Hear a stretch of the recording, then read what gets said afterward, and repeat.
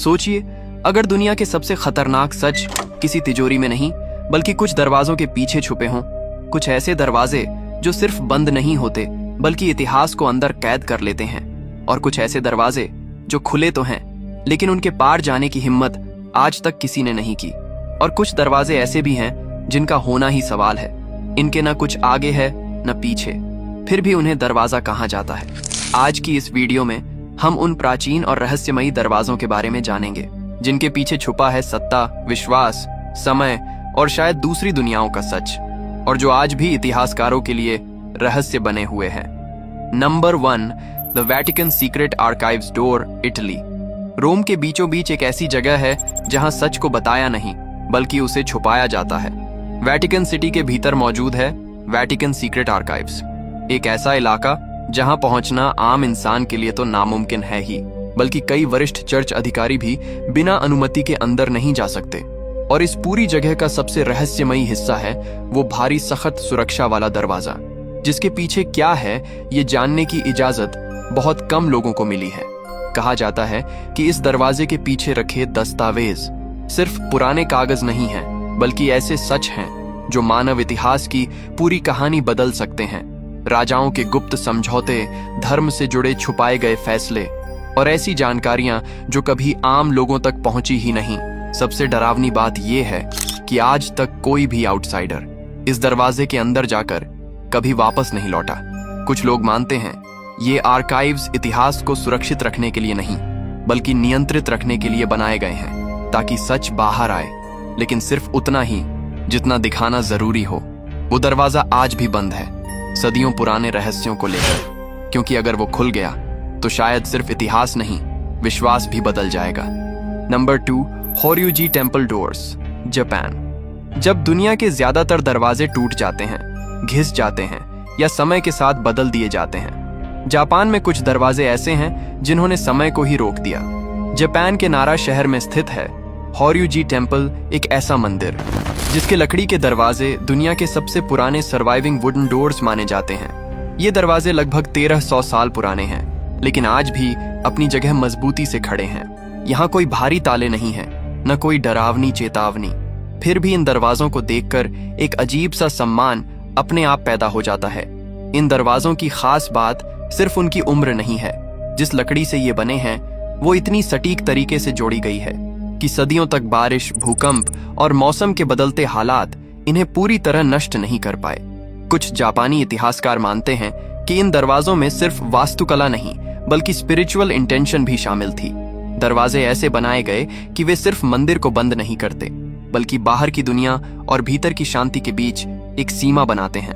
आज भी जब ये दरवाजे खोले जाते हैं तो एक साधारण सी चरमराहट जो याद दिलाती है कि कुछ चीजें न रहस्य से जिंदा रहती हैं न डर से, बल्कि संयम, धैर्य और समय के सम्मान से जिंदा रहती है। Number 3, gate of all nations, Iran. कल्पना कीजिए, आप एक खुले रेगिस्तान से चलकर एक ऐसे दरवाजे के सामने खड़े हैं जो इंसान के लिए नहीं बल्कि साम्राज्यों के लिए बनाया गया था। परसेपोलिस का गेट ऑफ ऑल नेशंस कोई साधारण एंट्री गेट नहीं था, ये एक साइकोलॉजिकल वेपन था। यहाँ पहुंचते ही हर विजिटर खुद को छोटा महसूस करता था। लगभग 25 फीट ऊंचे पत्थर के दरवाजे और दोनों ओर खड़े विशाल पंखों वाले बैल और मानव चेहरे वाले गार्डियन, जिनकी आंखें जैसे हर आने जाने वाले को स्कैन कर रही हों। इस दरवाजे से दुनिया की हर सभ्यता के प्रतिनिधि गुजरते थे।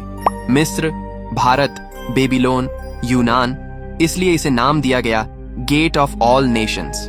लेकिन यह गेट सिर्फ स्वागत के लिए नहीं था, ये याद दिलाने के लिए था कि यहाँ सत्ता बोलती है, इंसान नहीं।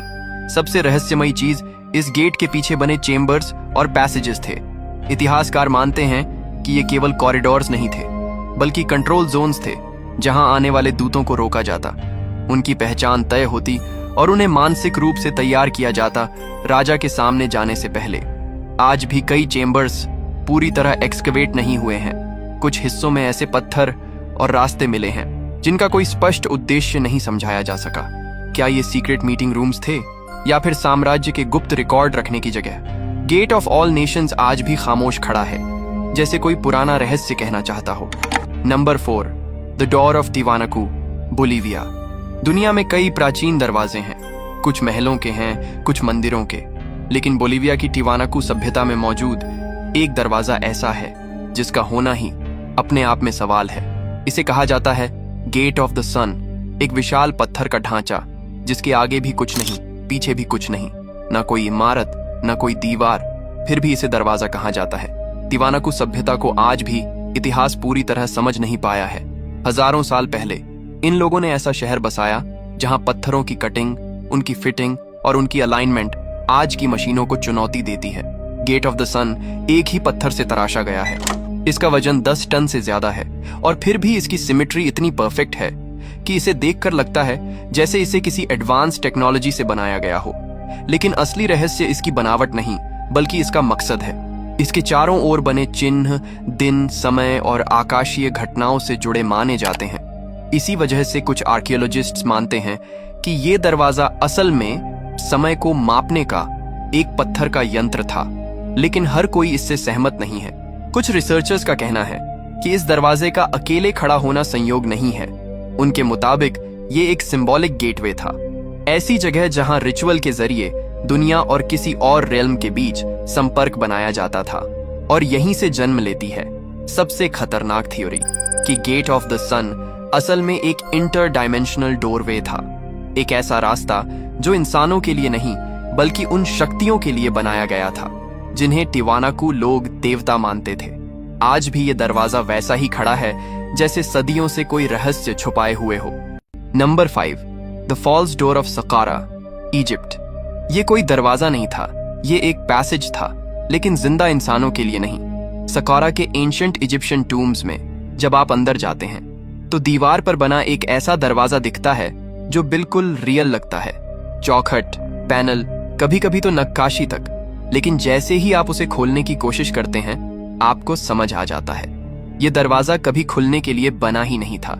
इसे कहते हैं फॉल्स डोर, एक ऐसा दरवाजा जो इस दुनिया और उस दुनिया के बीच बनाया गया था। एंशिएंट इजिप्शियंस मानते थे कि इंसान मरने के बाद भी पूरी तरह खत्म नहीं होता। आत्मा, जिसे वो का कहते थे, कब्र में वापस आती थी और उस आत्मा के आने जाने का रास्ता यही फॉल्स डोर होता था। यानी ये दरवाजा इंसानों के लिए नहीं बल्कि आत्मा के लिए था। इसी फॉल्स डोर के सामने ऑफरिंग्स रखी जाती थी, खाना, पानी, खुशबूदार ऑयल्स। उनका विश्वास था कि आत्मा इस दरवाजे से निकलकर ऑफरिंग्स को स्पिरिचुअली कंज्यूम करती है। बाहर से देखने वाले को ये बस पत्थर की दीवार लगती है, लेकिन इजिप्शियंस के लिए ये एक एक्टिव गेटवे था। सकारा में पाए गए कई फॉल्स डोर्स पर मृत व्यक्ति का नाम, उसकी उपाधियां और देवताओं से प्रार्थनाएं उकेरी गई हैं।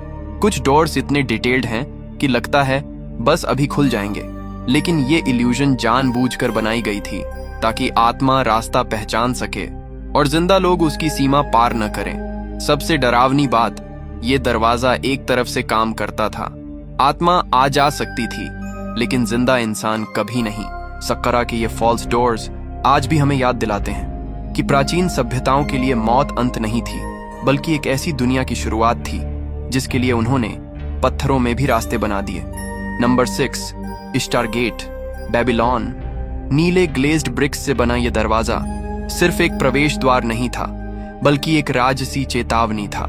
जो भी इस दरवाजे के सामने खड़ा होता उसे पहली नजर में ही समझ आ जाता कि वह किसी आम शहर में नहीं बल्कि बेबीलोन जैसी दुनिया की सबसे ताकतवर सभ्यताओं में से एक में कदम रखने जा रहा है। इश्टार गेट को करीब 2600 साल पहले बेबीलोन के राजा नेबुकदनेजार सेकंड ने बनवाया था। इसके नीले ग्लेज्ड ब्रिक्स सिर्फ सजावट नहीं थे, ये रंग जानबूझकर चुना गया था क्योंकि उस द्वार में गहरा नीला रंग देवताओं, आकाश और दिव्य शक्ति का प्रतीक माना जाता था। धूप पड़ते ही ये ईंटें चमक उठती थीं, जैसे पूरा दरवाजा जीवित हो गया हो। इस गेट पर उकेरे गए ड्रैगन और बैल भी साधारण जानवर नहीं थे। ड्रैगन बेबीलोन के मुख्य देवता मार्डक की शक्ति का प्रतीक था और बैल तूफान के देवता अदार्ड को दर्शाता था। मतलब साफ था, इस शहर की रक्षा सिर्फ सैनिक नहीं बल्कि देवता खुद कर रहे हैं। हर विजिटर को एहसास दिलाया जाता था कि वह एक ऐसे साम्राज्य में प्रवेश कर रहा है जहां राजा और देवताओं की शक्ति एक साथ खड़ी है। आज जो इश्टार गेट हम देखते हैं वो पूरी तरह बेबीलोन में नहीं बल्कि बर्लिन के परगमन म्यूजियम में खड़ा है। 20वीं सदी की खुदाई में इसके हजारों टुकड़े निकाले गए और फिर एक एक ईंट जोड़कर इसे दोबारा खड़ा किया गया। लेकिन सबसे रहस्यमयी बात यह है कि बेबीलोन का असली गेट इससे कहीं ज्यादा विशाल था, जिसका पूरा आकार आज भी इतिहास के पन्नों में अधूरा है।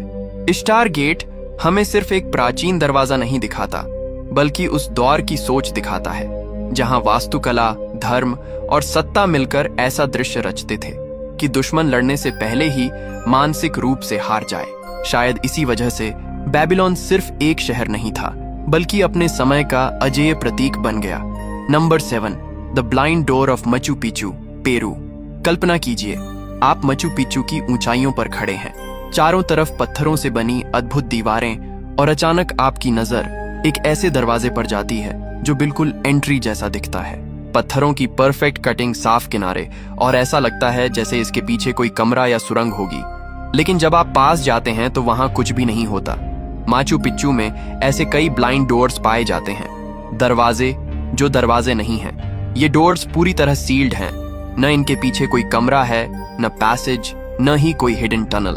तो सवाल अब ये है कि फिर इन्हें बनाया ही क्यों गया? कुछ आर्कियोलॉजिस्ट्स मानते हैं कि इनका सिविलाइजेशन के लिए दरवाजे सिर्फ फिजिकल एंट्री नहीं थे, बल्कि सिंबॉलिक बाउंड्रीज थे। ये ब्लाइंड डोर्स शायद दो दुनियाओं के बीच की रेखा थे, एक इंसानों की दुनिया और दूसरी देवताओं या आत्माओं की। इनका लोग पहाड़ों, पत्थरों और प्रकृति को जीवित मानते थे। ऐसे में ये डोर्स किसी सीक्रेट स्पेस को दर्शाते होंगे जहां आम इंसान का जाना मना था। एक और थियरी कहती है कि ये डोर्स रिचुअल पर्पसेस के लिए थे।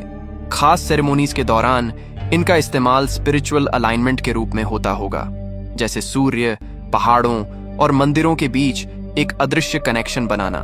दिलचस्प बात यह है कि कई ब्लाइंड डोर्स ऐसे एंगल्स पर बने हैं जहां से सूरज की रोशनी खास समय पर सीधे उन पर पड़ती है।